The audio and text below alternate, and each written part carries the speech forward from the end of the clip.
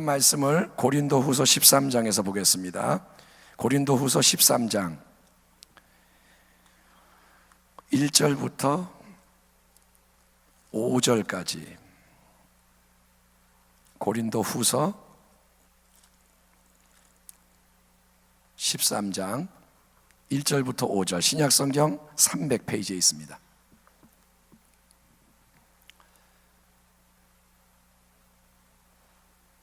찾으셨으면 고린도후서 13장 1절에서 5절까지의 말씀을 우리 교독하겠습니다.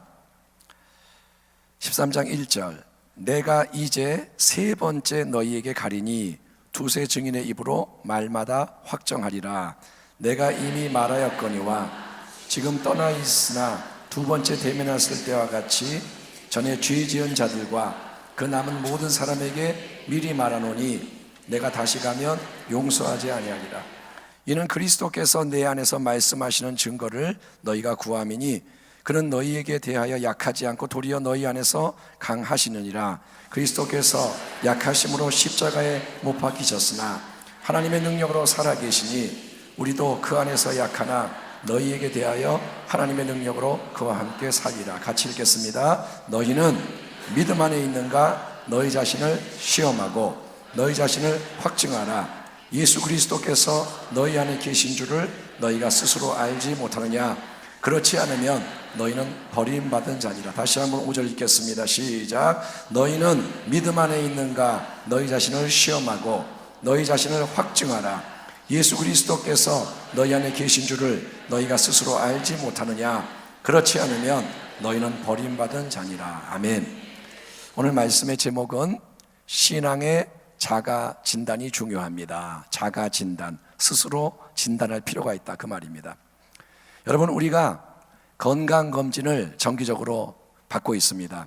국가가 이제 그런 것도 제공하고 그래서 이제 우리는 건강검진을 받아서 몸이 어디가 안 좋은가, 평소에 우리는 잘 몰랐는데 검진을 받으면 수치가 나오고 진단이 나와서 당신은 이런 거 조심하셔야 되고 이거는 바꿔야 되고.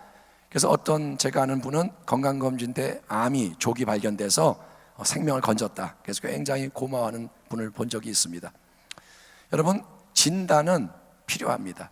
건강이나 이런 거를 진단을 해야 우리는 미연에 방지할 수도 있고 조치를 할 수가 있는데 우리의 신앙도 진단이 필요한 겁니다. 우리가 이 땅에서 신앙생활을 하다가 천국에 딱 갔을 때, 하나님 앞에 섰을 때 너는 불합격이다. 그러면 낭패인 겁니다. 그래서 이 땅에 있는 동안 우리는 신앙의 방향과 여러 가지 내용과 그걸 점검을 해야 되는데 신앙을 어떻게 점검할 수 있을까요? 예를 들면 우리는 보이는 외적인 지표로 신앙을 체크를 할 수가 있겠죠. 예배를 잘 나오느냐, 헌금을 잘 하느냐, 봉사를 하느냐. 기도를 하던 사람이 기도를 안 나온다. 그러면 우리는 요즘 신앙이 좀 약해졌나 의심할 수가 있는 겁니다. 이렇게 보이는 지표가 신앙을 체크하는 데 도움을 주지만 보이는 것만 가지고는 신앙을 정확하게 다 알 수도 없습니다. 왜냐? 기도를 내가 2시간 한다고 해서 신앙이 좋은 거냐?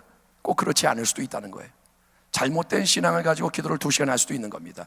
그렇기 때문에 예수님 말씀에도 마태복음 7장에 마지막에 예수님 앞에 많은 사람이 왔는데 그들이 뭐라냐? 주여 주여, 우리가 주의 이름으로 귀신도 쫓아내고 병도 고치고 기적도 많이 행하고 하나님 말씀 예언도 하고 하지 않았습니까? 근데 예수님이 나는 너희를 모른다.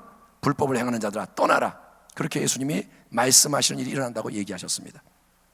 그러니까 그들은 외적으로 보면 신앙이 좋은 사람들인데 그들은 주님 앞에서 쫓겨납니다. 그들은 불법을 행한 자, 하나님의 뜻을 행하지 않은 자로 판명이 되고 쫓겨나는 겁니다. 그렇기 때문에 이 땅에서 보이는 걸 잘했다고 신앙이 좋은 것도 아니라는 겁니다. 그러면 우리는 신앙을 어떻게 체크를 해야 될까요? 오늘 사도 바울은 신앙의 외적인 보이는 것이 아니라 우리 신앙의 중심, 내용에 대해서 얘기를 하는 겁니다. 사도 바울이 지금 고린도서 편지를 쓰는 상황은 뭐냐면 고린도 교회와 갈등이 있어서 여러 가지 어려움 속에서 편지를 쓰는 겁니다. 바울을 대적했던 사람이 있고 바울에게 모욕을 줬던 사람이 있고, 근데 바울이 뭐라면 내가 이제 3번째 가게 될 건데 내가 3번째 갈 때는 너희들을 그냥 내가 두 번째 갔을 때 약한 모습 보였던 것처럼 하지 않고 내가 강하게 너에게 필요한 징계도 할 거고 내가 권위를 행할 거다. 그러면서 내 안에 계신 예수님은 약한 분이 아니라 강한 분이다.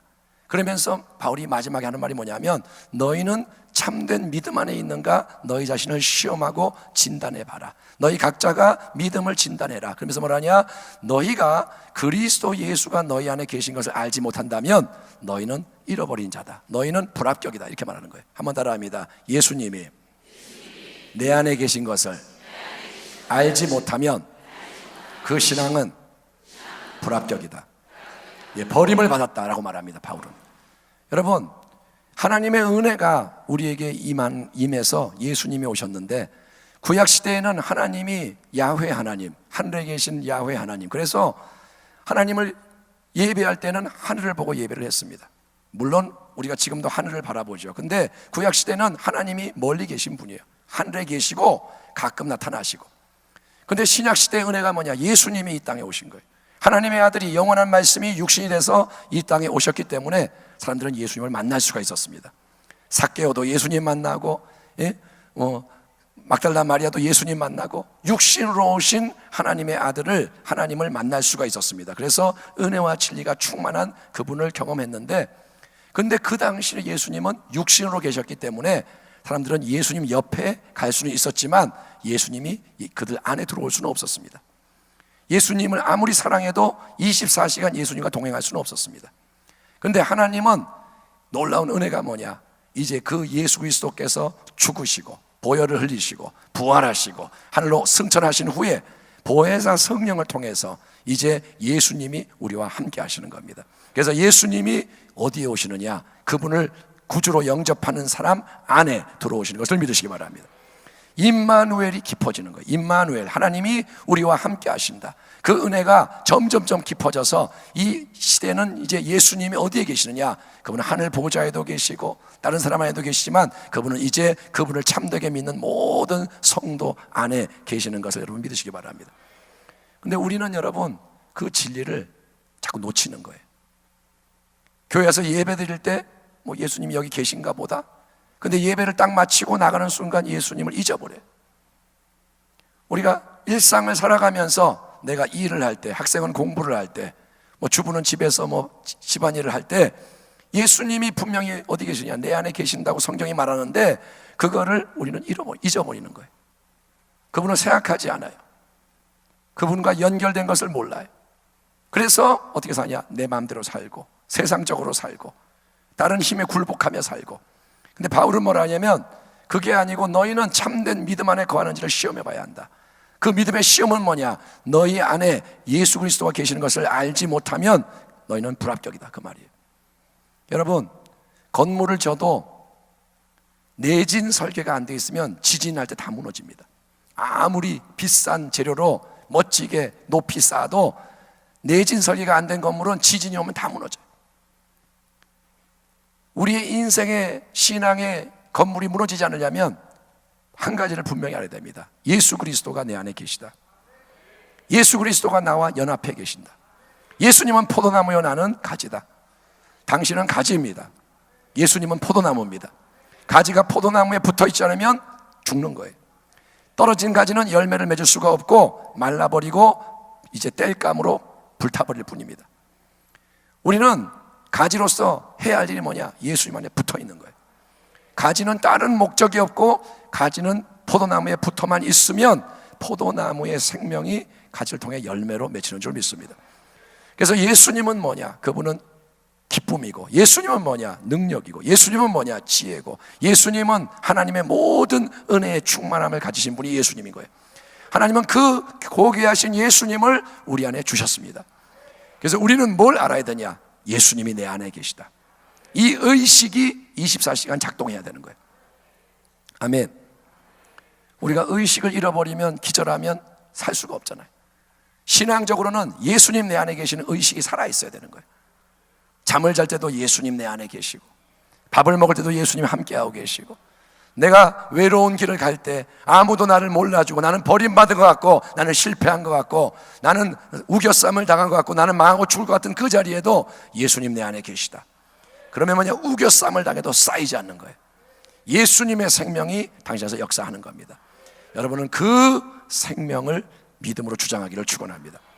세상은 살기가 점점 어려워집니다. 시험이 많아집니다. 교회 안에서부터 이제 하나님이 심판하신다고 했습니다. 그러한 때에 하나님은 뭘 보시느냐? 믿음을 보시는 거예요. 너의 믿음이 참된 믿음이냐? 예수 그리스도가 네 안에 있는 걸 너는 아느냐? 중등부, 고등부, 청년부 다 마찬가지. 어리다고 다른 게 아니에요. 어리니까 나는 괜찮다가 아니라 중등부도 지금 죽으면 천당 가야 되는 거예요. 고등부도 지금 죽으면 천당 가야 되는 거예요. 누구나가 예수님을 나의 구주로 생명으로 가지고 모시고 있어야 구원을 얻는 거예요. 이거는 굉장히 심각한 문제입니다. 엄마들이 그럽니다. 고3짜리한테 지금은 너는 대학 가는 게 제일 중요해. 다른 거 다 멈추고 공부만 해. 엄마가 대신 기도해 줄게. 넌 예배도 가지 마. 그 아이가 여러분 그러면 구원 못 받는 거예요. 지금 제일 중요한 거는 예수님인 거예요. 제일 중요한 게 예수님이 내 안에 계시는 거예요. 여러분 그 신앙을 오늘 밤에 되새기고 당신이 참된 믿음 안에 있는 사람임을 확증하시고 그 예수님으로 말미암아 열매 맺는 자 되기를 주의 이름으로 축원합니다. 기도하겠습니다. 하나님, 오늘 이 밤에 복음을 다시 한번 정립하며 예수님이 내 안에 계신 진리를 선포했사오니 하나님, 이 진리가 살아있게 하여 주시고 예수님이 살아계셔서 내 안에서 역사하시는 것을 우리가 더욱더 믿음으로 경험하게 하여 주옵소서. 믿었다 말았다가 아니라 계속 예수님을 믿는 자가 되게 하여 주시옵시고 열매 풍성히 맺도록 우리를 축복하여 주옵소서. 오늘 주님을 향해 찬양을 드리며 기도하기 원하오니 내 안에 계신 예수님, 우리 가운데 계신 예수님 모든 영광을 받으시고 이 밤에 역사하여 주옵소서. 예수님의 이름으로 기도하옵나이다. 아멘.